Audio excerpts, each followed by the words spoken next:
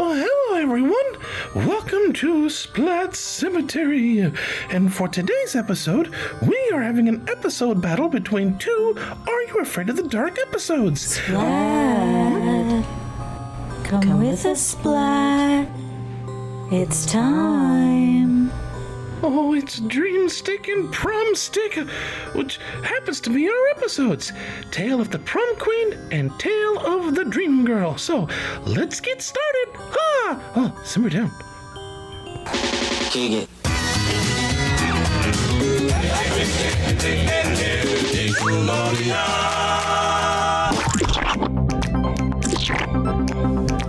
Welcome to Splat Attack, a 90s podcast honoring the slime-filled past. I'm your spectral dream girl, Kiley. And I'm your invisible maintenance man, Alex. And Kiley, why are we talking about ghosts for our Valentine's Day episode? Well, we do have some very special episodes coming up that have major anniversaries right around Valentine's Day. So we're getting an early start with two bittersweet love stories from Are You Afraid of the Dark? We're having an episode battle between the tale of the Prom Queen and the tale of the Dream Girl. I do love a good verses. One of my favorite things to do, especially concerning verses, is to have two of my favorite people join me for these kinds of episodes. At this point, it's just a must. I've got to have my friends Joe and Kevin join us on at least one of these versus episodes a season. So we are joined by my buddy Joe. How you doing, Joe? What up? Doing great. Oh, it's good to have you. I'm so excited. And I'm Kevin, glad to be back. Kevin, where's Kevin? Where's Kevin? I mean, you told him we were recording tonight, right? Yes, I confirmed with him earlier, but hang on. I'm going to go see if I can find him. Hang on just a sec.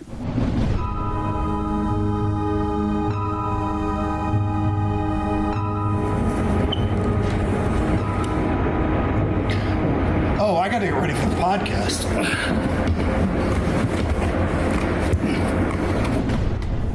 Hi, Kevin. Hey, I made it just in time. What Time to change. What's the matter, Kiley? I finally make it in my schedule where I can do the episode with Joe and Kevin. I finally make it happen. And this is what you give me. Great. Okay. Welcome to the show. So, for those of you who are wondering what just happened, it wasn't just a cool intro. Kevin, why did you pick that as the intro? Because my dear friend Kiley, who loves me so very much, it does not like anything to do with funerals, caskets, and especially me in them. And I have more than once been pictured in a casket for a film, my severed head, etc. You used to send me selfies in the caskets during that shoot. She does not like it. So I happen to know some people that have some caskets, and we got together and shot an intro real quick. Great. Yeah. Been planning it for a while. Yes, he has. So much so that to the point where the cast, the whole Splat Attack crew, have also known this was going to happen. You gotta be. Hell, even I knew it was going to happen. Yeah, Joe. I told Joe too. I hate all of you. You're all fired. This is my show now. If you remember when we did the 100th episode, and you said, I'm going to be on an episode with Joe and Kevin, Kat said, oh, they have plans.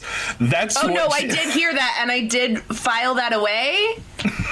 And then promptly forgot it because life. That was Kevin's. I love you all so much. On that note, we'd like to thank our sponsor, Pierre Funeral Home. So as you can tell, one of the things that I'm very, very grateful for about this podcast, the thing I love so much about it is I've gotten to be really close with a lot of people that I've never met until doing this show. This, I think, is the first time, the first or second time where I've had, I think the second, where the whole crew are people that I have known for years. I've known Kiley and Joe and Kevin. They have been very, very dear friends of mine. And I tried to get Kiley on the last time that we had Joe and Kevin. It just didn't quite work out in scheduling. So we've all known each other in the theater circuit in Evansville for a long time. So very long time. That was a big part as to why. And I told them, Kiley wants to join in with us on an episode, and Kevin said, "Oh, I have an idea." But with that being said, we know that Joe and Kevin very much enjoy Are You Afraid of the Dark. We've talked about it a few times. We've now had a handful of episodes where we've done Are You Afraid of the Dark and Goosebumps episodes with these guys. If you haven't seen those episodes, go watch them. Check them out. These guys are hilarious. I love them to death. But Kiley, I don't think we've ever really talked, at least not on the show, Are You Afraid of the Dark. Was that one? I know you're a Nicktoons fan. Are You Afraid of the Dark was one of my big ones. My mom and I used to watch it together because for some reason when I was a kid, I still don't love scary stuff, but I watch it all the time. As a kid, I thought Goosebumps was too scary, but I liked Are You Afraid of the Dark. What I know now is that I loved emotional and psychological trauma and not creepy stuff. So, yeah, I love Are You Afraid of the Dark? One of our episodes today is actually one of my top episodes that I absolutely adore. And so when I rewatched it, I was like, oh, yeah, I remember why I like this one. But I'm going to remain impartial, and I'm going to listen to everyone's input. But yes, Kiley is going to be our judge. I'm just going to be MC for this. And we, as Kiley said, we're looking at Tale of the Prom Queen and Tale of the Dream Girl. Joe, which episode are you going to be defending? I am defending the Tale of the Prom Queen. Ooh, which means, Kevin, what's yours? The Tale of the Dream Girl. Ooh, yes.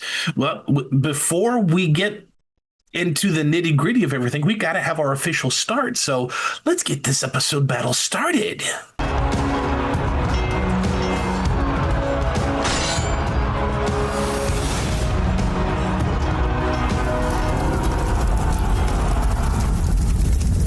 Alrighty, so for our basic episode details, before we actually get started in the categories, Tale of the Prom Queen was from Season 1, Episode 12. It was released on November 7th, 1992, and it was written by Chloe Brown, which was a pen name for DJ McHale. And it was directed by, oh gosh, here we go, Jean-Marie Comeau. That name. You guys can read it. What'd you say, Kiley? Say it again. Said Comeau? Thank you. Oh, yeah, that sounds good. Better than what I said. Great. French Canadians. They're everywhere. And for the Tale of the Dream Girl, this was from Season 3, Episode 10. The release date for this was March 26, 1994. It was written by David Preston and directed by David Winning. And Kiley, since you are our judge, what are the 5 categories that we're looking for? All right, so our categories we will be talking about are the story, the main characters, use of the love theme, use of a twist ending, and the lasting appeal. Great. Well, then I'm going to throw it over to you, and you just take it away. If I have something to add, I'll throw it in there, but take it away, Kiley. All right, who wants to go first? Let's talk about the story of our episodes. All right. So we have the Tale of the Prom Queen.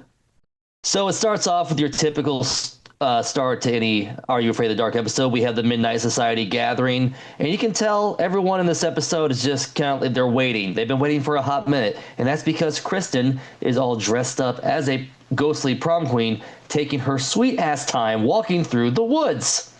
Her vision was obscured. That's hard. Yeah, she could have walked closer to the campsite. It ruins the aesthetic, Joe. Okay, there's a whole rule of 3 steps on, 3 steps off when it comes to acting, but she's taking away. This is like 30 steps on, and it was creepy too. It was really creepy. It was terrifying. Yeah, and obviously everyone in the Midnight Society is over her at this point. Like, oh, she's always late. Oh, yeah, it's always something, except for David because he's the biggest simp that he is for her.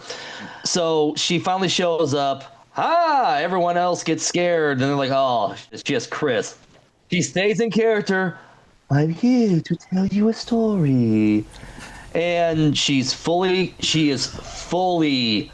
devoted to this character, fully devoted to the whole aesthetic, bringing it to life for everyone, to where she's too good to handle the Midnight Dust. So she's like, I need help. So Gary, I'm surprised David didn't knock him over to do it himself. Gary grabs the... She also would have gone up in flames. The amount of tulle and lace she was wearing, she would have caught on fire. I'm pretty sure like half of the Midnight Society wouldn't have cared at this point, just the way they were talking about her. To be fair, one of the girls got real pick-me in that first scene. It's like, it's all about her makeup. That's what makes her take forever. That was Kiki. Yeah, Kiki got real pick-me in that scene. So anyway, Gary grabs the non-dairy creamer, throws it, whoosh. I present to the Midnight Society the tale of the Prom Queen. So the story opens. It starts with a girl named Dee Dee kneeling in front of a grave, laying down some flowers. And then we have what feels like an entire episode's worth of establishing shots of the cemetery, because apparently this director thinks they're Federico Fellini. They were so proud of their camera work. It took so long. Okay, even when I rewatched it, like there were a couple shots and I was like, okay. All right. Nope, we got more. It's not over. It keeps going. They're like, guys, we rented the cemetery for 8 hours. We're going to film all 8 hours that we're here. So finally, we get past all the headstones, and we see Dee Dee walking through.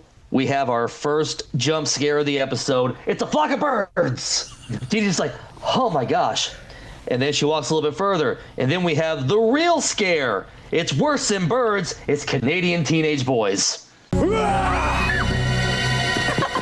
Joe! We're not ghosts. Relax. So I'm like, dude, she didn't think you were Casper. She thought you were Ted Bundy. It's not that she was a spirit of ghosts. The way they set that up, I thought she knew them. Like, they were her friends. And then when she had to introduce herself, I was like, that's twice as terrifying. The 2 men you don't know just jumped out at you in a graveyard. Okay. They will have a Netflix documentary about them in 30 years. Guaranteed. We are introduced to Greg and, unfortunately, Jam. Yeah, it was bad. It was a bad name choice. I have so many problems with Jam. His name, for one, also, I'm a huge Parks and Recs fan. Obviously, Ron Swanson.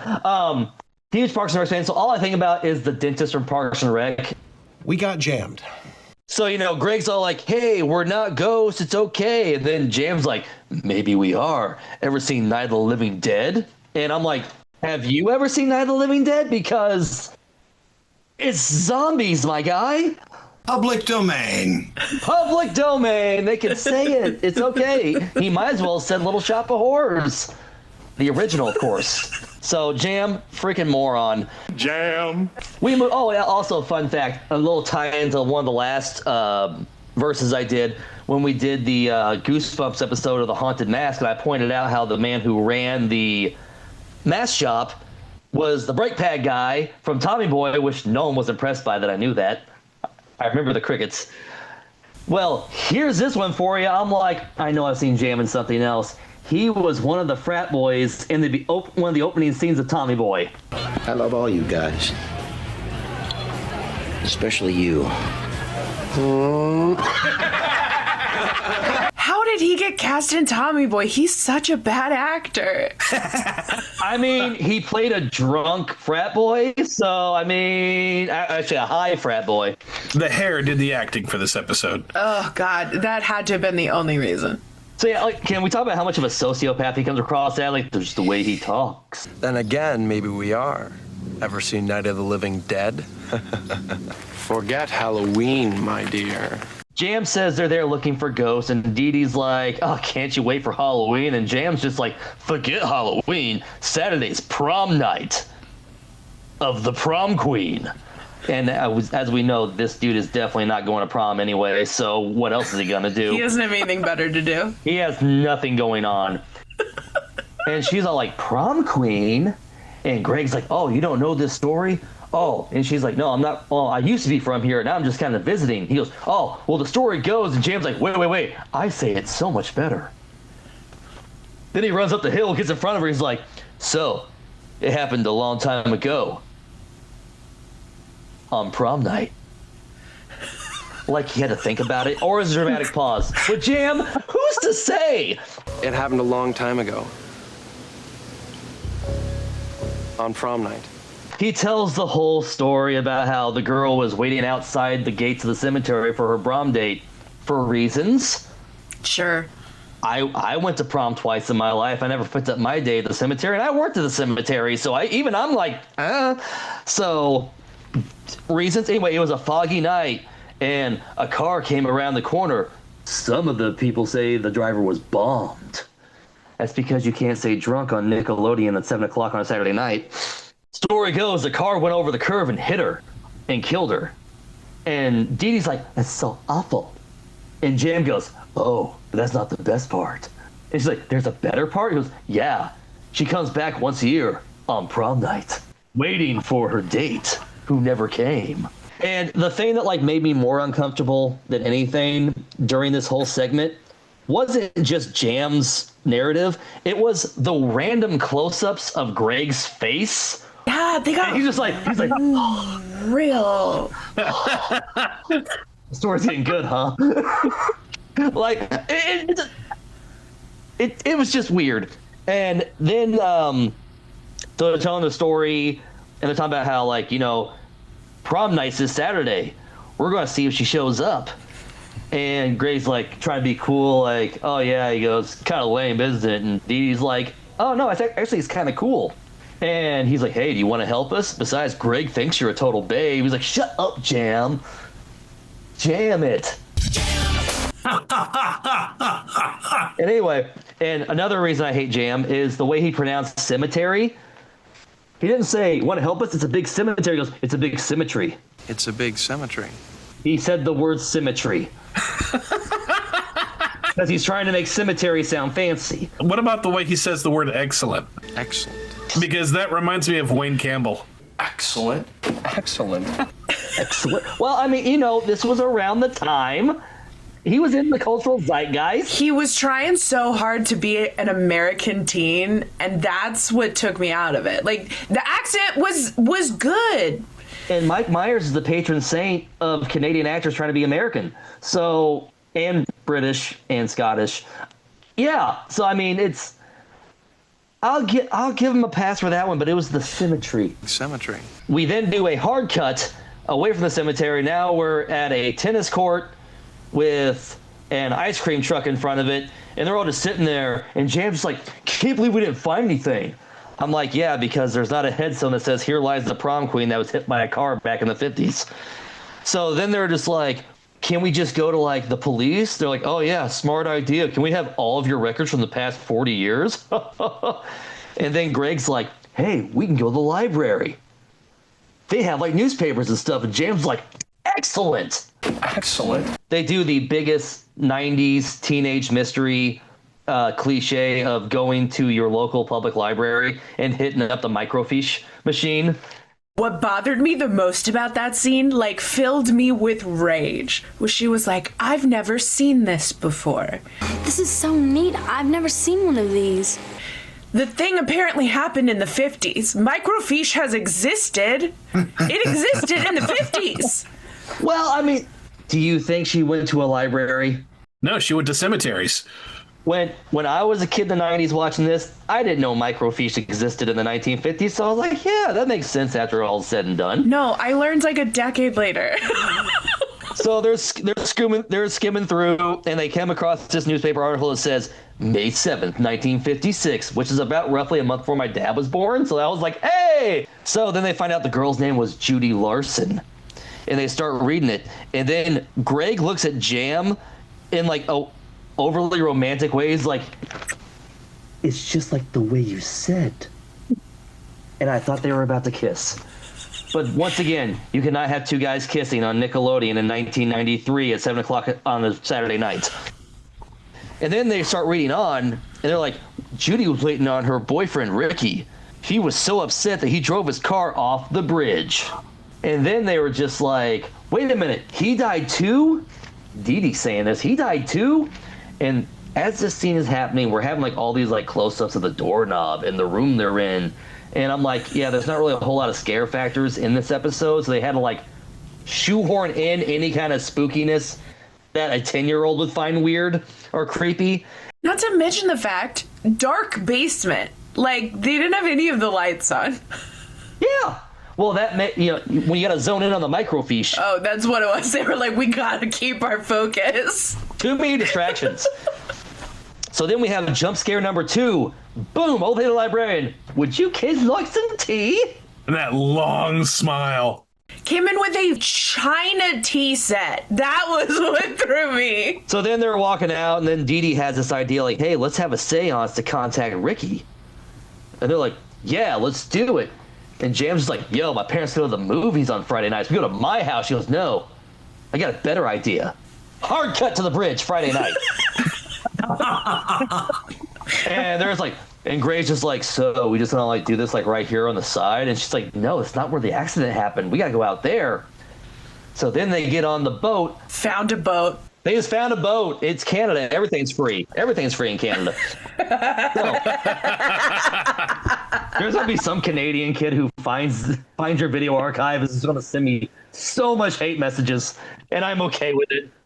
Joe, you're saying they got on a boat. That's what you're talking about? A boat. Oh, jeez. I know I've seen you oot in a boot when I used to go oot. Your candles oot. Stop it. And there's Kevin's facepalm. I would rather jump off that bridge. So did Ricky. So they take the boat out there and they start doing the seance. And at this point, Dee Dee's just like, I'm leading this thing. And she's like, I just want you to focus all your energy. And like 2 seconds in, holding hands. Holding hands. She's like, I want and you like to do manifesting. This. Manifested. And two or three seconds in, Jam's just like, hey, you're good at this. And she's like, shut up. So they continue on. And I will say, like, this scene, I will say has aged so well still, in my opinion, because I remember this was one of my favorite episodes growing up, especially from season 1.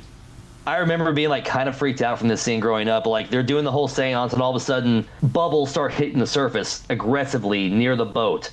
And they're like, whoa, what's going on? They're like, is that the 55 Chevy that was Ricky's? And they're like, hey, that's getting kind of close. So they're like, the motor won't start. We got to row this boat.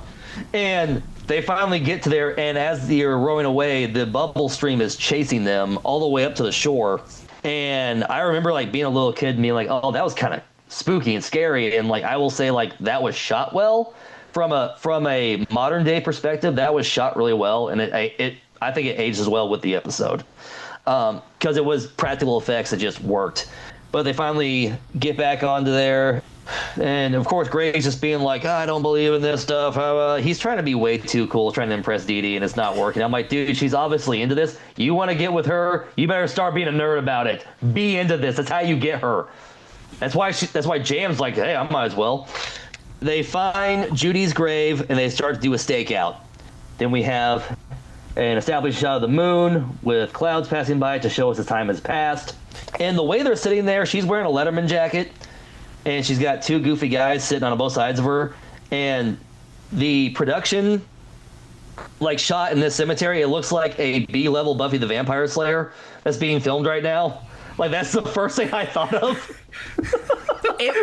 Even some of the cemetery shots was giving Buffy to me. You mean what's the matter, Kevin?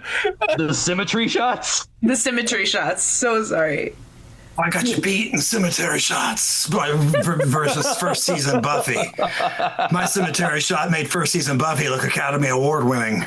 They're sitting there like kind of like that, and Greg's just being whiny like, when's this supposed to happen? And Jam's just like, midnight, man, it's always midnight.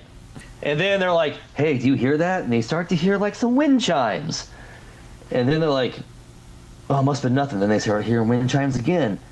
And they turn around and you see a very poorly attempted ghost costume by Jam's cousin Chuck, walking through, and he's wearing this sheet with 2 green flashlights, and all I could think of the entire time was the basement scene in Silence of the Lambs when Buffalo Bill's got the night vision goggles. That's all I could think of the entire time. And I was like, is he gonna walk up close and be like, ah? He's got these glass wind chimes with a green flashlight pointing down on him, and everyone's like, is that her? I'm like, you're falling for this? Greg, you are a doofus. So Greg walks up, and the ghost flips around, and here we are. It's Cousin Chuck. And my argument wasn't the previous argument made that she shows up wearing her prom dress? Yeah, and I did leave out in the beginning, they even talk about how like she was buried in her prom dress, so the legend goes. This person's just wearing a white cloak. And I'm like, no, that's not the prom queen. He's wearing his mom's JCPenney sheets. Yeah, it's not, like I said, not convincing. Even like from where they were sitting, I'm like, okay, you're like 30 feet away from this person, and I'm like, and you fully believe this is an apparition? And also the legend goes that she is seen by the gates waiting. Why would she just be going for a midnight stroll? So, of course, Jam's just like, ha, this is my cousin Chuck. Ghostly green lights. Pretty good one, huh? I totally got you guys. You totally got you, man. Got you. You just got jammed. And then all of a sudden, the fog perfectly rolls in. And what's that we hear in the still of the night? It is in the still of the night. And you see car headlights slowly coming around the bend. And not until it gets 10 feet in front of them, Gray's just like, it's a car. And Jam's like, it's cops, bro, we gotta go. Like, no, wait. Then they see, yo, that's a 55 Chevy. And then you see Ricky driving the 55 Chevy, or we assume it's Ricky. And they're like, what's going on? And then all of a sudden, Dee Dee just starts softly singing along with the song, putting her hair down, and Gray's just like, Dee Dee, what are you doing? And then she just...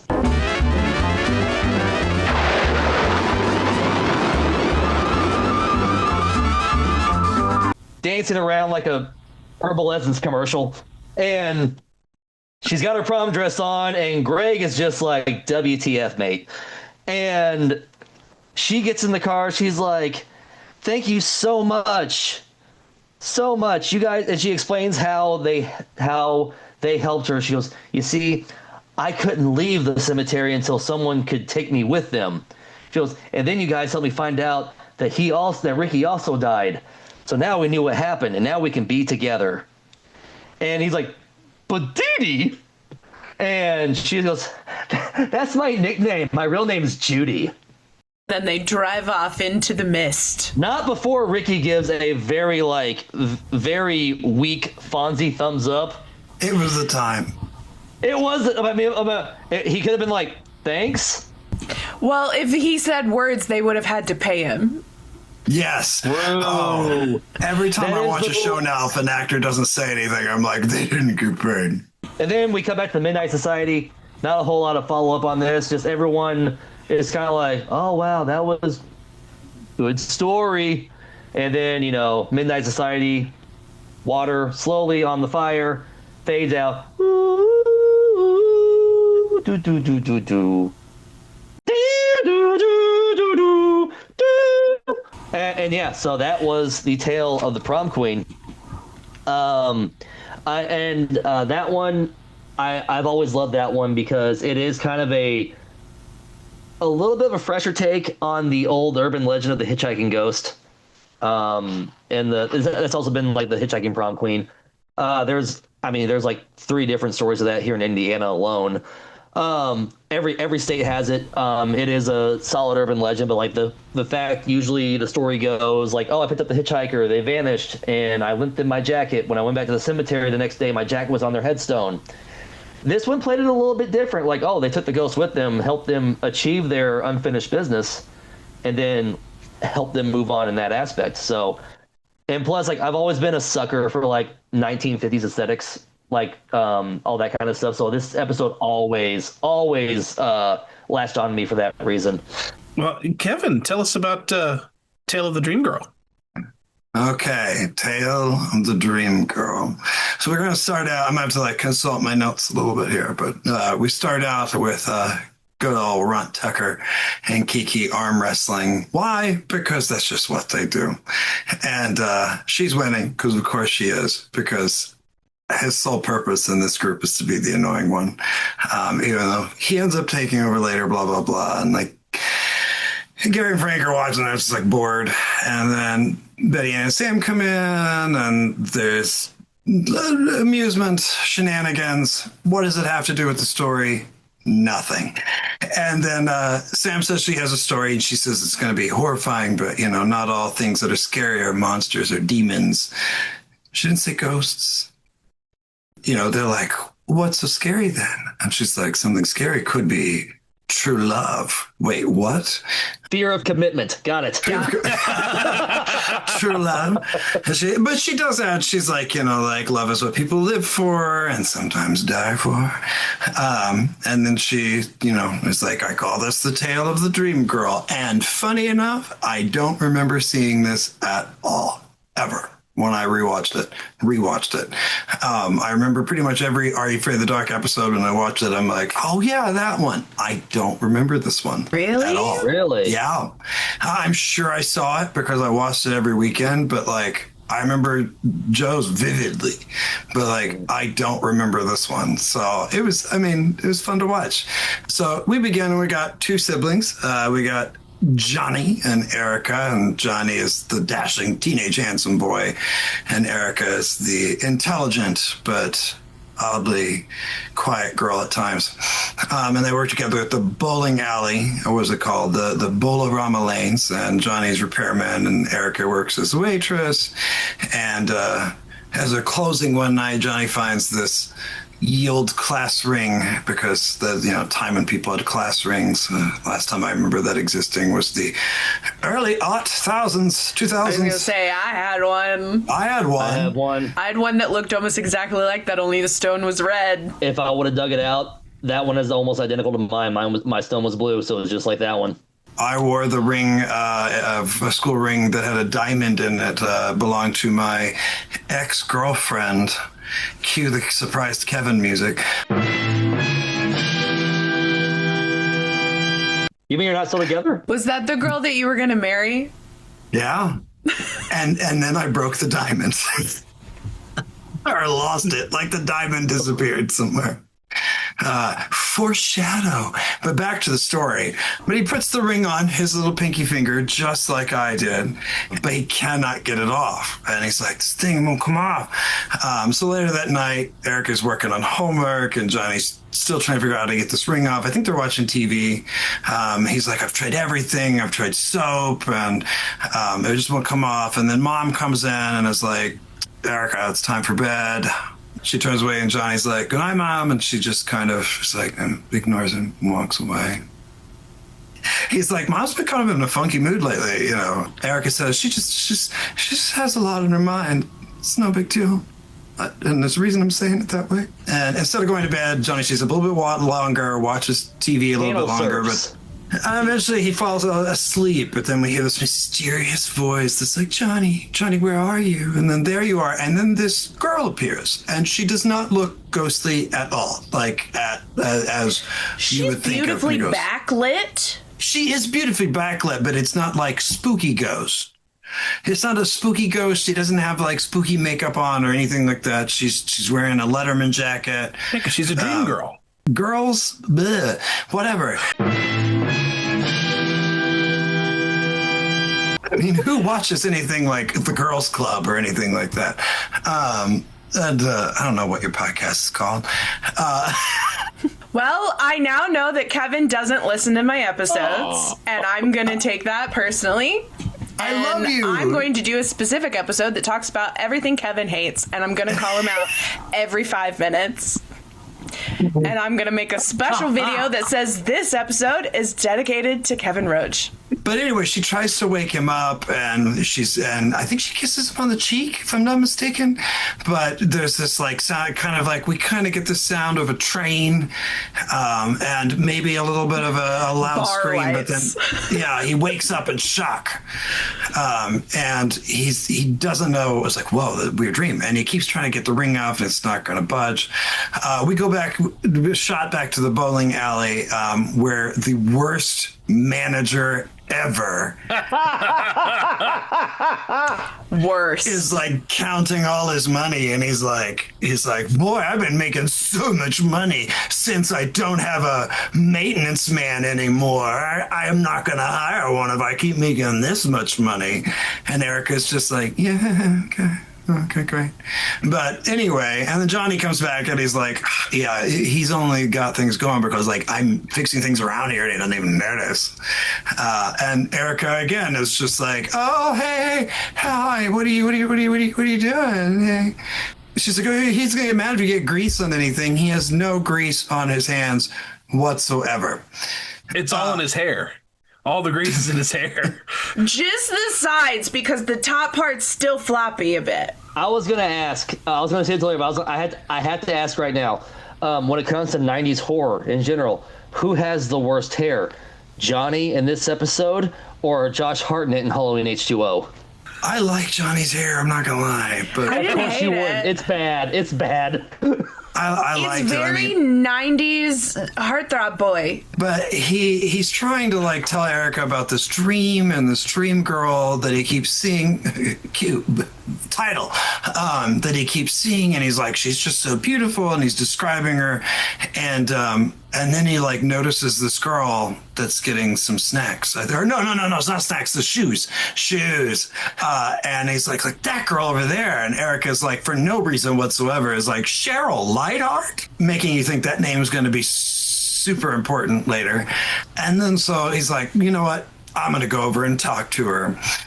And we go over, and I don't remember what order it happens in. I think the girls complain about the shoes first, but in the worst possible. They're absolute. I could deal with them being if it wasn't the worst acting ever. I said a size 6, not a size 9. What, are your eyes upside down or something? And then like he goes up and he's like, oh, hey, Cheryl, I saw you and I just wanted to tell you. And it's like this slow, like, and then she turns around and in the worst acting ever is like, did somebody hear something? It sounded like somebody was trying to talk to me. And the other girl's like, I didn't hear anything. Do you guys hear someone talking to me? I don't see anyone. Must be your imagination.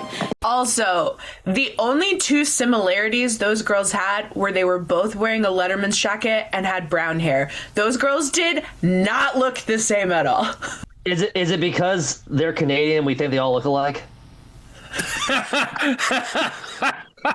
Well, Canadians sound like Americans until they don't. Until they don't. I like Canada. I just want to put that out there. I will say I truly love Canada. I'm a huge Degrassi Junior High fan. I do genuinely love Canada. It's just I watch Shoresy and Letterkenny. Yeah, as do I. Schitt's Creek, the whole thing. We love you, Canada. We love you, Canada, but if we don't make fun of you, it's too sad. Yes, Canada, please hire me as an actor because most things I want to be in are filmed in your neighborhood. So, yeah, I will say all the vowels you want, however you want them. So, I will say all the vowels you want. That's how Kevin pours himself out for Canada. I will say all the vowels in a single word for you. I'll say all of them. Every single one. Just pay me. I'll say whatever you want. Kevin Roach moved to Canada. No, it's Kevin Roach now. Roach? Kevin Roach? Kevin Roach, I crossed myself earlier, and I just in my head, somebody, an American went, "What, are you Catholic?" And I'm like, "No, I'm Canadian now." So I converted. But so like anyway, the girls walk off, and Johnny tries to like say something to the manager, and the manager's just like still focused on the girls. Is like in the gayest way ever. Must be great to be so perfect. And he walks away, and I'm pretty sure he has money in his hand again. Like, He's just got money and like his ledger, because he was definitely like filling out. He was like, it makes the books look great, and then it makes me look great. And I'm like, dude, on a clipboard? Your books are on a clipboard? But anyway, like Johnny's like, well, wait, and he just walks away from him. And then Johnny's like really mad, and he goes to his locker, and he's like, where's my stuff? And I watching it was like, what stuff? I didn't see stuff in there before. But there was like a paper or a book or something in there. But then suddenly, like, I think is this where the ghosts? Wait, hold it, rewind. I've got to check my notes here. Did we find the ghost name out already? Stop laughing at my dramaticisms. Okay, so the ghost, we know the ghost name is Donna, because the ghost is like, it's me, Donna. And he's like, whoa, what? Huh? Donna, it's Johnny. Me, Jessica. It's me, Jessica. It's me, Jessica. But then he keeps hearing the voice, and he keeps trying to find her. And this is where film actor me goes, what? Because he sees her at the end of if I'm not mistaken, like the back hall of the bowling alley. And he's like, stay right there. And I'm like, just go to her. But instead he goes out into the main bowling area and is looking around, I'm assuming for Erica. To be like, look, she's real. And I was like, if you take your eyes off of her, she's gonna be gone. And he goes, and there's all these people walking around him. Skirt! I'm gonna come back to that. He starts hearing like all the voices get really loud, and people are bowling, and they're cheering, and the cheers turn into screams, and then there's a train sound and loud crunching, and then we're back. And then it's just a girl being like, yeah. I was about to say hole in one. But like weird screams. Like this, they were terrifying screams. And I was like, no one screams like that after they get a strike. That's terrifying.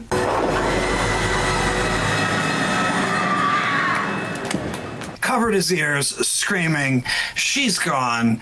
He goes home, and Mom is like picking up the mail, and she's going upstairs, and he catches her just in time to be like, hey, Mom, for her to turn a corner. Complaining about bills. Don't forget that. That was important. That's right. She's like, all these bills. And then she goes up the stairs, Mom, wait. And then she turns the corner. But what he doesn't see right away is that she dropped a letter. And then he sees the letter on the ground, and he's like, wait, but this letter's addressed to me. And he goes and shares it with Erica, and they like open it. And I don't remember exactly what it said. It was a terrible poem to be written by a ghost. It was like, roses are red, violets are blue, meet you at midnight. Why don't you? I don't know. How about you? Something. But they're supposed to meet at midnight at the bowling alley. And he's like, but that's when it's, Erica, and you're like, that's when it's closed. That's crazy, but I have to go. So he goes after hours, and surprisingly, it's open. And there's like this waitress in like 1960s clothing, and this very odd old-timey dress couple sitting at the bar, and then this guy cooking, and I'm assuming they're supposed to be like time slip ghosts, but they're like the worst plot point ever. Every time it cut to that older couple at the end of the bar, all I kept thinking was when that couple at the end of the bar buys you a drink. See, to me, they look like they were staring him down, like you're here without a date? Of course he is. He's waiting for his dream girl, who shows up late, for the record, but not before. She was like 1 minute late. However long it took him to drink, however long it took him to eat an apple pie. With a la mode, with a double cola. With a double cola. And he's like, that's my favorite. How did you know? And of course she's like, oh, we know. And so he has this, and she finally comes, and she's like, let's dance. And he's dancing with her to very 90s sounding 1960s music. It's almost time to go. she's like, you have to go, you should come with me. I have so much time to go. And he's like, go where? And, she doesn't really answer that question. She's just like, you have to go. Basically, basically it's like, what is going on right now? And then she finally just leaves. And so he starts to run after her. And then he trips over the table, knocking stuff off. And when he looks up, everything's gone. And it's just the bar at night in a closed bowling alley. How strange. These ghosts will surely come back into play again, won't they? No. And he goes home and he runs home and he's upset, he's confused, he's kind of scared, and he's like telling Erica about it, and Erica is like holding onto this newspaper, and she's like, is this the girl you saw in this newspaper article that I've conveniently folded in half, and it's blatantly obvious that I folded it in half? We can see the colon in the headline. Yeah, we can see, and you can see like over the top, like it wasn't folded perfectly. And he's like, yeah. And she's like, she died in a car accident involving a train. Something about a ring that she left that her boyfriend gave her that they got out in time. But she went back to get it out of the car because stupid. Sentimental, I get it. Maybe that was really expensive. Maybe he saved up a really long time, and it was a Johnston's class ring. Shut up. Those things were expensive, man. $100. Come on. She tells him that the car got stuck on the tracks. The train was coming. They got out, but then she realized she left the ring. She went back to get the ring, but it was too late because. Of course it is. And he's like, realizes like, oh, like this ghost really trying to get me to go with her. And like, but where? Like to an early grave. And all because he chose to wear the ring. So at that point, he tries to really get the ring off by using like grease to lube his finger. Giggity, giggity, giggity, giggity. Shut up. But it's like slathered on and he's trying to get it off. Is it now?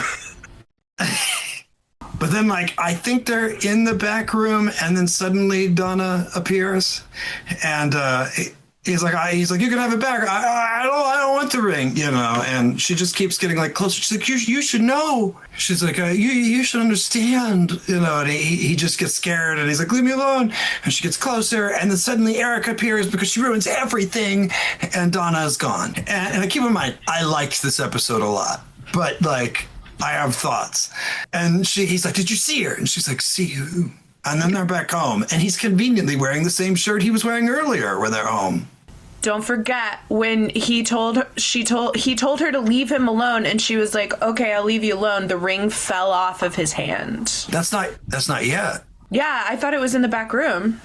This is the point where she's like, "I'll never bother you again," and the ring falls off. But later that night, the phone rings, and Erica picks it up, and she's like, "It's for you," and hands it to Johnny. And this is where I think she says I'm pretty sure this is where she says, I won't bother you anymore. Ha, notes. Answers the phone. This has got to be some kind of joke, and he's not falling for it. He just asked her to leave him alone. Suddenly, then the phone Donna is heard. She disappointingly tells him she is sorry and won't bother him anymore. Suddenly, the ring slips off his finger. Okay. At the phone call. Okay. It's okay. We're wrong sometimes. Me mostly, most of the time. Oh, it's a good thing you are 8 hours away from me. I am wrong most of the time. It's okay. No, I'm aware. Who knew this was going to be a Kylie versus Kevin thing? Alex. Finally, he's like, maybe she just wants the ring back, which is logical in a ghost story. Get the item back to the ghost. The ghost is going to leave you alone. And he's like, I'm going to go to the cemetery. And so later that night, he's walking around the cemetery. Just one cemetery. One corner of a cemetery that looks like it was built by Spirit Halloween. Yeah. Yeah. Like the headstones look like they're made of foam. And that's what surprises me because in Joe's episode, I'm like, that was like in a real cemetery. And this looks like this looks like worse than Buffy season 1. Like, it's so small. It's at night with very warm toned lighting. And I was like, this feels weird. All right. And then he trips over nothing. Because I think I went back and looked and I was like, he didn't trip over anything. Because if he had tripped over the foam headstone, it would have been destroyed. But then Erica's there and there's kind of this back and forth of like, oh, but what? And she's like, I was looking for you. But then he sees the headstone and conveniently it's covered in leaves. And he conveniently only wipes off the top part, which reveals her name. Ebenezer Scrooge. And that was about the point where you can see like the shots on him and you can see in the background. And I paused it multiple times because I was like, wait, are there candles lit on the graves in the background? Yes, there are. Little tea candles lit on graves in the background because symmetry. That's a fire hazard. This area is like, oh, so you just happened to like be in the cemetery and you happen to know exactly where the headstone was, so you could just trip right over it, right? And I mean, that's what everybody's thinking. Like, even if you're a kid and you don't know what's coming, you're like, oh, well, that was convenient. And he's like, well, no, I didn't know it was. And she's like, didn't you? And then they get into kind of this argument and Erica's getting upset and rightfully so. We go into the story and we start talking about the thing again. And then she's like, and then what happened next in the story? And Johnny's like, and then the train sounds. And then he yells out her name, Donna. And then all of a sudden it's like, he remembers all of it. And Erica's like, yeah. And he remembers that Donna went back for the ring and he went back to get Donna and they didn't make it. They both died. And then he conveniently wipes off the rest of the leaves and it reveals his name because two sets of parents were completely comfortable burying their 16-year-olds together. And it says eternally together. Yeah. Eternally together. That was like the most unbelievable part to me in the entire episode. I was yeah. Her parents would have been like, oh no. She's going to our family's plot right now. Yeah, she's going to be buried next to Nana, not him. So he snaps at Erica and he says exactly what I have been thinking the whole dang episode. Why didn't you say anything to me? Because that's traumatic. She's like, I don't know. You just didn't remember. You just came back from the accident like nothing happened and just kept going about life like nothing happened. So I just like rolled along with it. And she's like, you didn't remember Donna and you didn't remember the accident. So he had some kind of like ghost amnesia, which is kind of a cool plot point. But then like we get some nice little fog rolling in, but she's like, but it's okay, you can stay and we could be a family and we could like, and he's like, well, insert some jokes here about like, well, that would explain why mom has been so bummed lately. I mean, not like a chuckle joke, but like she's the only one who can see him. That's what she says. She's like, I'm the only one that could see you. And he's like, well, that would explain why mom's been so bummed lately. She's been dealing with her mom, who's grieving a child. Her manager is bragging about how good he looks because he's not been spending money paying her dead brother. Touche. But then she's like, we can go back to being a family. But then Donna appears and he remembers everything. And Donna, who is also at fault here. Yeah, 100%. She could have said what happened. But Donna finally appears and has that look like, you get it now. And he's like, but I think I have to go. And they hug and, talk about how they'll always miss each other. And she is very rightfully sad that her brother now has to go to the afterlife. But he finally goes and joins her and walks off into the fog because that's what ghosts do. A passionate kiss. That kiss had no reason being as hot as it was. It was like open mouth kiss. Yeah. The music, too.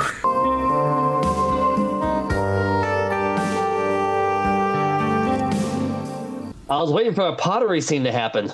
And Right? I was like, this is like... Yeah, it's friggin' Unchained Melody starts playing. Let's go.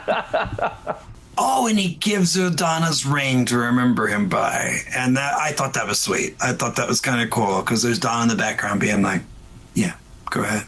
And then they walk off. Erica's sad, but at least she's happy that on his dream girl, we go back to the story. And Gary's like, that was a good one. And Tucker's like, cool as ghosts and didn't even know it. And then Kiki's like, yeah, but you're still a runt. And none of this has anything to do with anything. And they quickly are like, oh, this meeting is convened. And then they only kind of half pour out the fire, but the fire's still like, anyway. And that's the end of the episode. Why did I go skirt in the bowling alley? Because having been an actor on set, having been an extra on set, Nashville Season 2, Episode 1, you don't ever see my face, but I'm the only one wearing a red shirt, so look for the red shirt. If we find out he's a ghost, then please tell me why in the bowling alley when he's looking for Erica, somebody walks right up to him and stops and then moves to the side and walks around him. Like blatantly, it's like, he's like, Erica. And I was like, I can't unsee it now. I went back and watched it. I'm like, I can't unsee it now. I'm going to have to go back and watch it because I wasn't paying attention that closely. But all in all, I poke fun, but it was a good story. And honestly, to me, it almost didn't feel like an episode of, what was sister's name? Was it Erica? Yeah. It didn't feel like an episode of Are You Afraid of the Dark? It felt more like an episode of Unsolved Mysteries. I felt like Robert Stack was going to walk out of the cemetery and be like, was Erica really the one who could see her brother? Did her brother really forget that he had died? Ladies and gents, please watch The Actor. Oh, you found it? Nope. He came in too fast. I think he was fully prepared for him to move, and he didn't. He stopped, and he was like, "Oh, I came too quick." Also, since this episode came out in 1994, can we positively say that M. Night Shyamalan ripped off Are You Afraid of the Dark? That was going to be one of my, and Alex and. Spoiler filled me in on that little tidbit earlier today. But like one of my names was going to be like the tale of M. Night Shyamalan's Dream Girl. Like, according to IMDb, however true this is, supposedly M. Night Shyamalan was asked if this episode was inspiration for Sixth Sense, and he said no. He's a liar. That's what I would say too. It's IMDb. We can't really know for sure. It's not exactly the most reliable source. And we also, he lies to us every movie. So you can't really trust him either. Let's talk about the main characters for a bit. The story always takes the most time because there's a lot of story to talk about. So let's talk about the main characters for a sec. So, Joe, tell us about the main characters for Prom Queen. Jam. What about him? I hate him so much. Me too, man. The only out of all three, the best acting was Greg, and Greg wasn't even that good. And he wasn't that good. He looked petrified half the time. Main character wise, like I will say, outside of the portrayals, like I like the girl who played Dee Dee. She was not bad. I liked her a lot, and she didn't give away too much. Prior to the she was vague without hitting you over the head with the foreshadowing. There were hints. Yeah. There were hints, but it was very like minor stuff that you didn't think about, and she played it really well. As a trio, they worked. Those three, because those are the main characters. As a trio, they worked. Because you had the one who was the skeptic, you had the one who was the believer, and you had the one who was kind of along for the ride. She was like, "Yeah, let's just see what happens." So like as a trio, they actually pushed the story really well together. So that's their biggest strength. Together they worked well. As separate characters, they were all kind of weak, but as a trio they were fine. And with the old tea lady, it's even better. That poor woman, they just told her that she had to go in with the tea tray and ask them if they wanted any tea, but they didn't give her anything else after that, and that shot lasted too long. And also, that means they paid her and not Ricky. Yes. Yeah, Ricky, she was the last one. They were like, she's got to say something. She can't just walk in the door. Ricky, sorry, your dialogue, it's gone. That was actually Ricky's line. Would you like some tea? Would you like some tea? Well, Kevin, tell us about the main characters for Dreamgirl. I mean, Johnny and Erica were actually, I thought the acting was pretty solid. I thought I really believed their characters. It wasn't cheesy. It didn't feel fake or forced. Everyone else in this did, except for I'll give Ghost Donna. And I even Ghost the way Donna. Ghost Donna was, because she had to be kind of ethereal, and I did like, as much as I joke about it, I did like the waitress character, because she was just, and the grumpy fry cook. I loved it. Yeah, the weird couple. I still don't see how they play a part, other than they're also ghosts. But like the manager, eye roll. Gosh, it's like they gave him the direction to play it up as greasy, grimy, horrible, and slightly gay as possible, and then the bratty girls. Did you hear anything? And like now realizing that they were being literal makes it even worse. Like, I get what they were going for, is that we want to trick you into thinking they're just mean girls, which they are. But now if you go back and imagine he's not really there, they really are being like, did someone say my name? I didn't see anyone. But the acting in it was solid, because most of it is Erica and Johnny, and the two of them are like a really good duo back and forth with the dialogue. Like, it didn't, and they felt like siblings. Yeah, and like I said, it kind of felt different than a typical Are You Afraid of the Dark episode. Mm-hmm. Yeah, so I did want to point out, not a character thing, but I meant to mention it in the story and I had forgotten.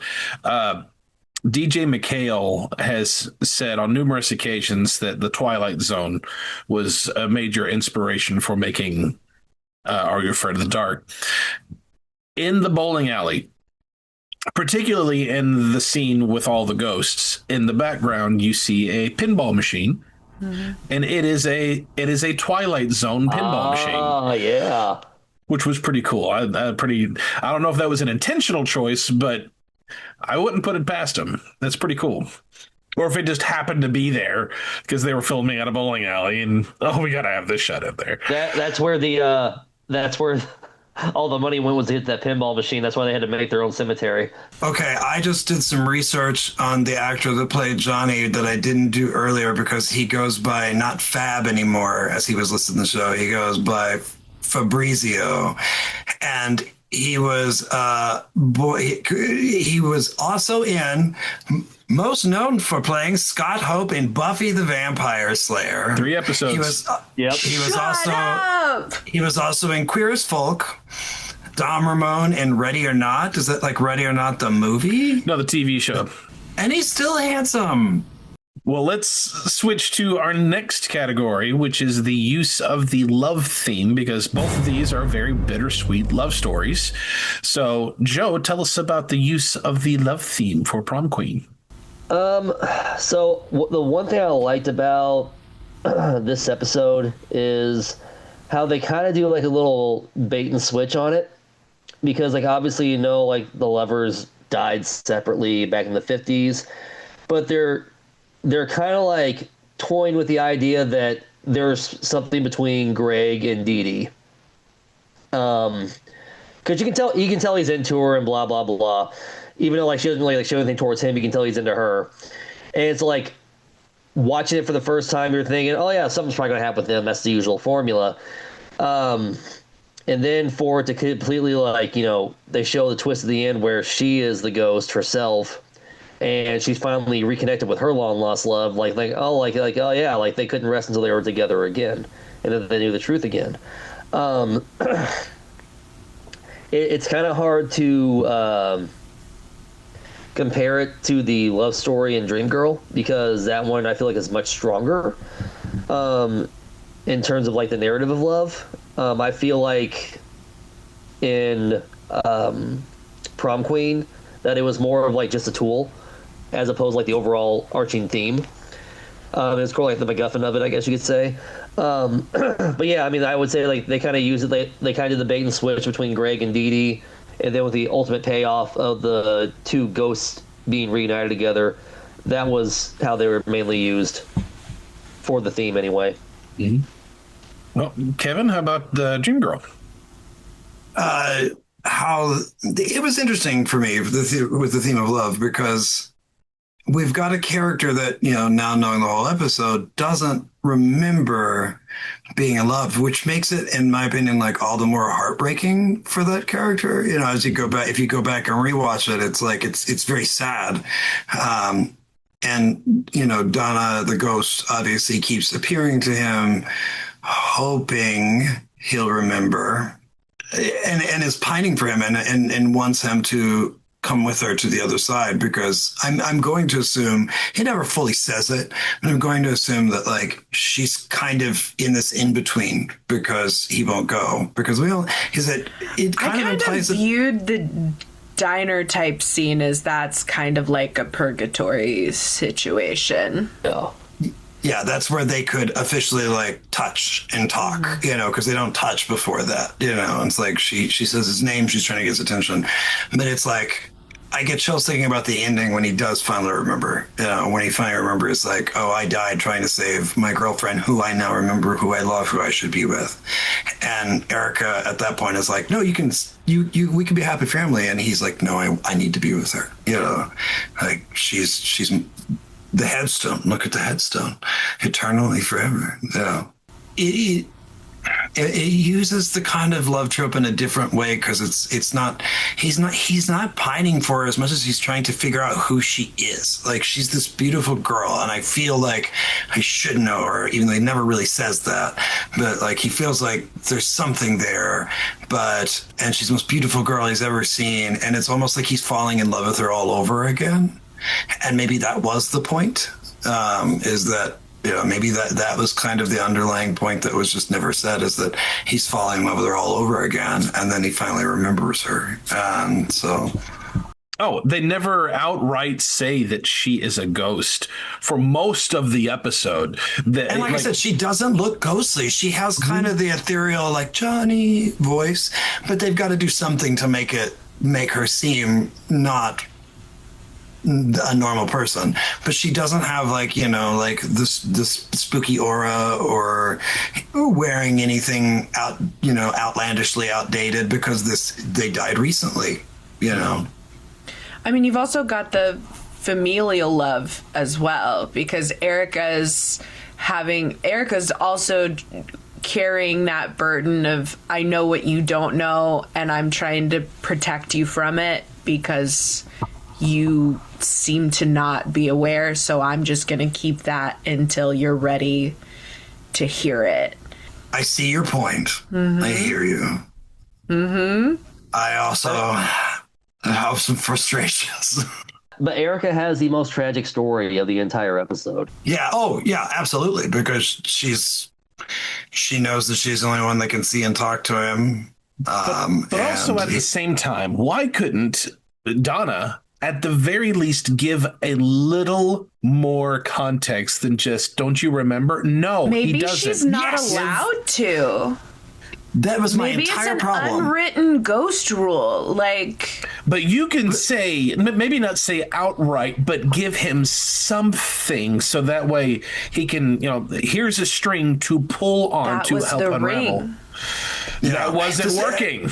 No, but that's all she could do. Is she's like, you have my ring.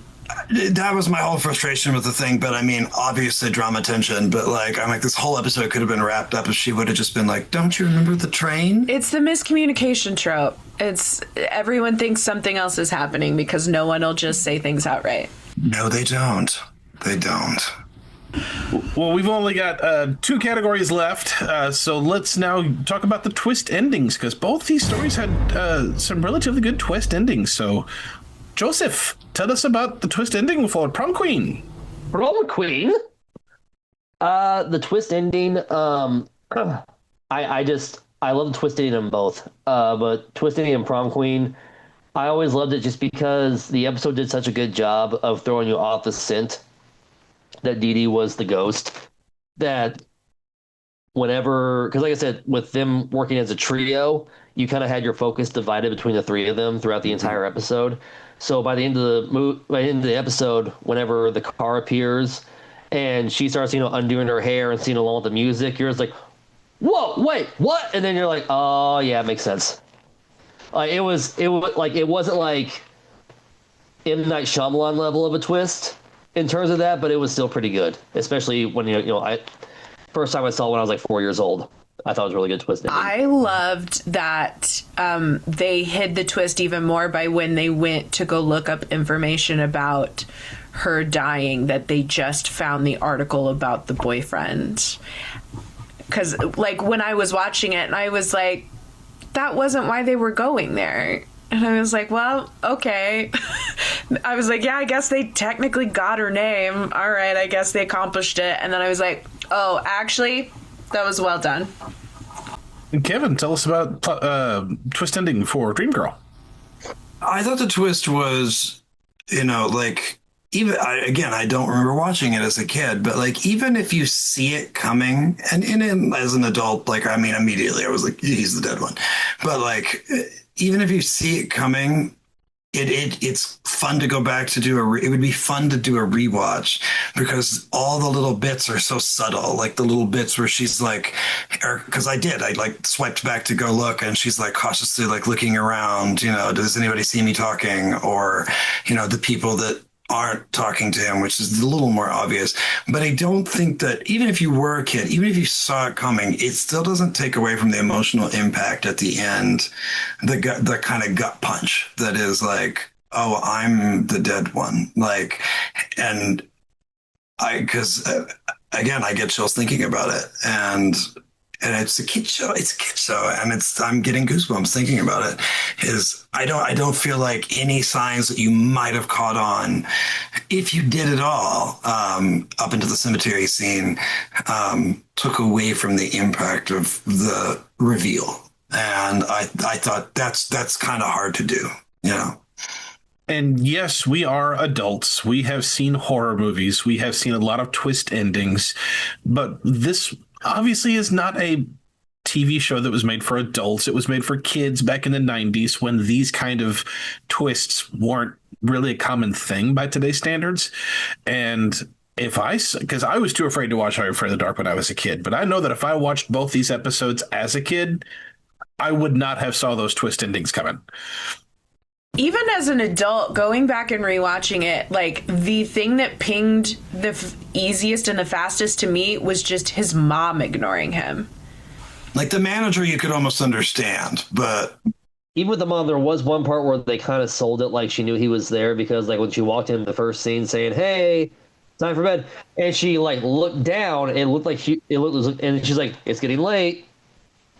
And then she left. And like, okay, yeah, she saw him. She was talking to her. She never says an age. The only thing she says is, she says, "Erica, you have a test tomorrow," or something like that. Lasting appeal, folks. We are in the home stretch. So, Joe, how does the episode hold up by today's standards? It's really well shot. Like I said, like watching this one again, like I was impressed. Like stripping away all the nostalgia, looking at it with a modern eye. I was really impressed by like the quality of the production of it, like the fact they actually shot in a cemetery, with not styrofoam headstones, and like I said, beautiful cemetery shots. A lot of them too. That and like the scene with the rowboat with the ghost car chase, like, and I'm like, even like today, I'm like, that just shows that practical effects supersede any kind of CGI. I don't care what anyone says. Practical effects, I will die on that hill if I have to. Yeah, it holds up so much better, and like you could feel the tension in those scenes, and plus, like I said, it's a modern for back then. It was a modern retelling of the Hitchhiking Ghost story, and that story's gonna be told for long after any of us are still alive. So I mean, like that's going to be there's always going to have that connection to the cultural zeitgeist this episode will have, because it is like a good tag along to that original urban legend. So I think lasting appeal, this is, in my opinion, one of the most memorable episodes of the whole series, especially in season 1. Kevin. Sorry, Joe's like, even long after we're gone, and I'm hearing kids telling the tale of being like, he was a simp for her, but he had that Riz game on. I'm like, and he asked her to meet him at the cemetery, and she said, bet. 6, 7. Stop! Yeah. What time? 6, This 7? is a Gen Z free zone. Oh. Anyway, Kevin, lasting appeal. I think the lasting appeal of my story is, and I will argue that Joe's story is the creepier one, in my opinion. The bubbles in the water, like, I have not rewatched it. I'm going to now, but I've not rewatched that one. But like, I vividly remember that scene of them being in the boat and the bubbles coming up, and then the car driving into the cemetery, and it was creepy. It was genuinely creepy. Mine wasn't so much creepy as much as it was a good story. Like, it was a good, almost drama. Like, it felt, we talked about the Twilight Zone, like, it felt kind of like a Twilight Zone episode. Like, I feel like, not that I would condone this, but I feel like you could reshoot that Dream Girl shot for shot, complete same storyline, complete same dialogue, just change the corded phone to a cell phone, and you've still got the exact same story with the exact same powerful impact, as long as you've got the actors for it. I'm not saying do that. I'm not saying it's a good idea. Let's not. But it's a story that I think young kids today would watch and would be like, whoa, like it. To me, it feels timeless. Yes, it's set in the 90s, but there's so much about it that feels like now. Like, at one point, I forgot, it's very 90s. It felt like something like this could be something that I might watch on a show, on a episodic show today. Not to mention, we've already mentioned previously, this episode is very much in line with The Sixth Sense, which was made in the 90s, but people still love that today. And if they like that story, they'll 100% enjoy the more child-friendly version that is this episode. We're so used to like twist endings now. That's the only thing I think that my story would have going for it if it were something today, was we're so used to waiting for the twist. And we forget that sometimes adults even forget. Sometimes it doesn't happen. Like, I read reviews of movies I like and they're like, there's no twist. I'm like, there didn't need to be. It was, you knew what was going to happen. It was completely predictable, and it was still a good story. It was still an amazing story. Some of my favorite books, I see the reviews are like, oh, I saw the ending coming a mile away. I'm like, yeah, that was kind of the point. Like, the point was the book, the story, how we got there. All right. Well, we have all of our points in, and Kiley is going to be judging for us. But first, we've got a little bit to share with you guys during the commercial break. So we're going to go to a commercial break.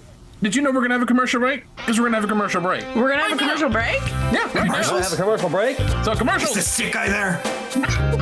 He might be. Yeah, Let's see what he's got going on. So stick around for just a bit. I know they're out here somewhere, the Prom Queen and the Dream Girl. I'm gonna see if I can find them. I know they're here in this graveyard. I wonder where they...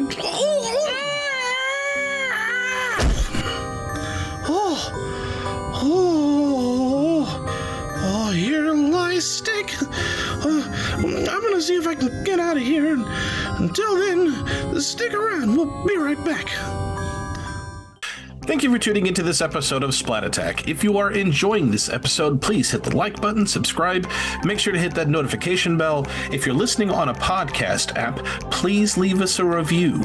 These small actions from you help other fans of the Midnight Society hear more spooky stories. if you enjoy some of the fun, silly banter that we do here on Splat Attack, you should see some of our bonus material that you will only find on Patreon. Go to patreon.com/splatattack to gain access to bonus minisodes every week, slime streams twice a month, opportunities to submit questions to Nickelodeon actors, vote on upcoming episodes, and more. Join the Gakoids at patreon.com/splatattack to get more slime for your buck. No Midnight Society member would have their wardrobe complete without a Zebo or Ghastly Grinner t-shirt. Thankfully, you can get your very own over at our Bonfire page. Go to bonfire.com/store/Splatattack store with hyphens in between, where we have Splatattack merch, as well as a throwback to classic 90s Nickelodeon. We have t-shirts, sweatshirts, tie-dye and color splash patterns, customizable colors, and more. Create your own look with our designs over at bonfire.com/store/Splatattack store with hyphens in between before Zebo and the Grinner have the last laugh. Splat Attack has a real attitude problem along with all the freshmen. Join us for the 35th anniversary of Welcome Freshmen with a cast and crew reunion episode. You will find all of the attitude adjusting action only here on Splat Attack. No, I need a ladder. Help me get out of here. Anybody?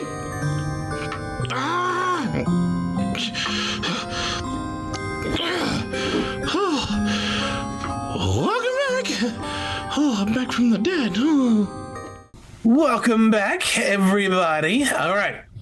I'm excited to see how this goes because I really like these episodes. I like them both. They're good. So I'm excited to see how Kiley judges this. So we're going to judge based on each category. So of the two, and you can do a tie, what are you thinking for story? I think if we just take story alone, I'm going to have to go with Prom Queen. I think it's a good spooky story just at face value. Okay. Now, which story has the best main characters? That is going to be Dream Girl, 100%. Now, which one has the best use of love theme? Again, Dream Girl. It's absolutely heartbreaking for every single person in that story. Use of twist ending. I have to give that to Prom Queen. Prom Queen, you didn't see it coming as much as you did in Dream Girl. And finally, lasting appeal. This one's, I think I'm going to have to give it a tie because I think they are both stories that you could quite literally make, like Kevin said about Dream Girl, you could take both of those stories and put them today and they would still be compelling stories to watch.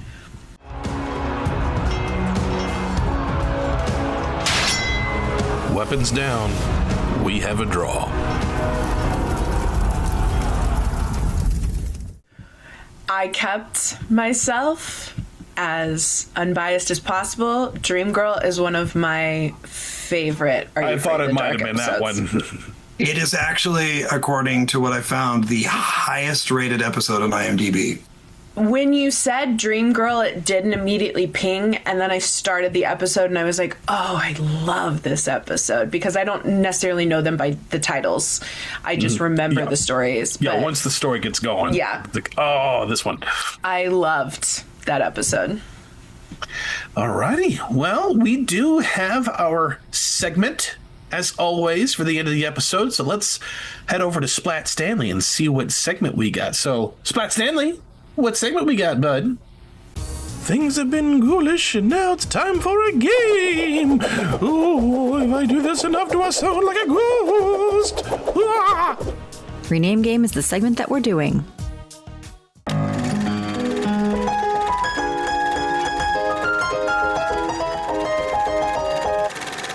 We have Rename Game, folks, which is one that we always have for our Versus episodes, although this is an episode battle, but same difference.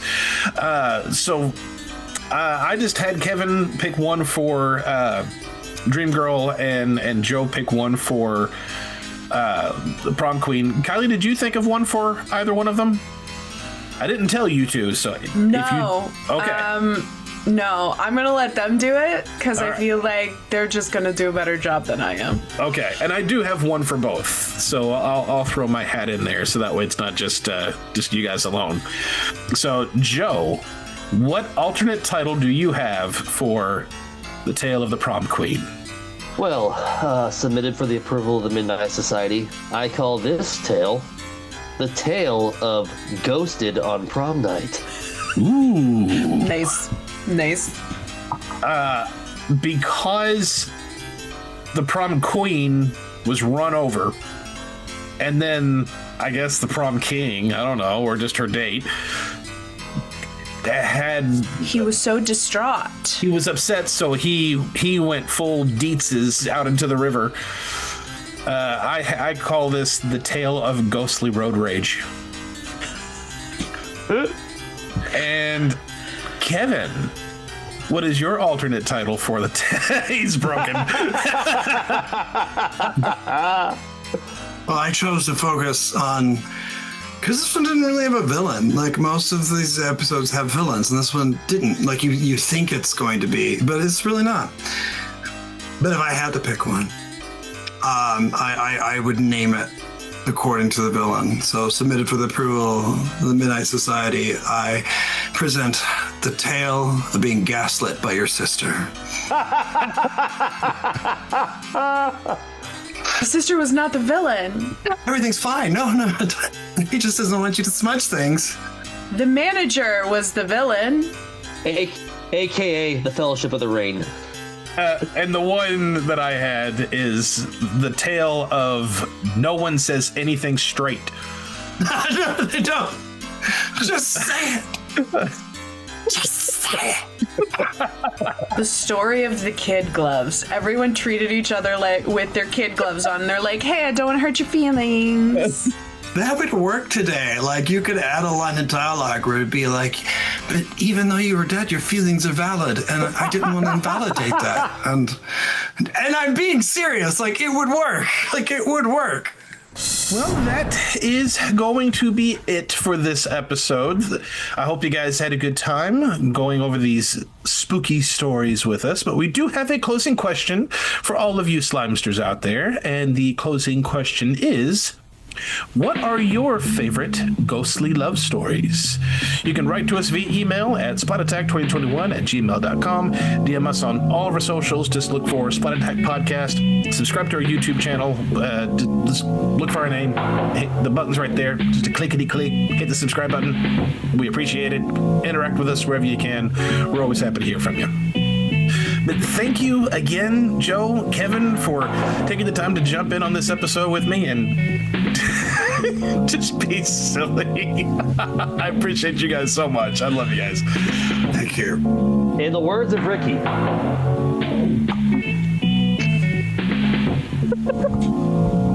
Well, until our next episode, Kylie, will you help me clean the studio up, please? With such a big reunion of Welcome Freshmen coming up next episode, we really should get the classroom set up. Aye, co-captain. I guess that means I should let the rest of the crew out of the lockers then? Is that why they're not here today? What? They were scared of ghost stories, so I put them in a safe location. Go get the chalkboard and wheel it in. I will get the crew out. We'll splat you later, Slimesters. Bye. I also learned, and again, I wasn't able to put a name to it until I was an adult, like, an irrational fear of dead bodies. And then when we go to introduce Kevin, the roommate will turn the camera on, and there will be the coffin, and Kylie will see it on air. And I'm going to be there. I'm going because I will. Mother. My God. Podcast.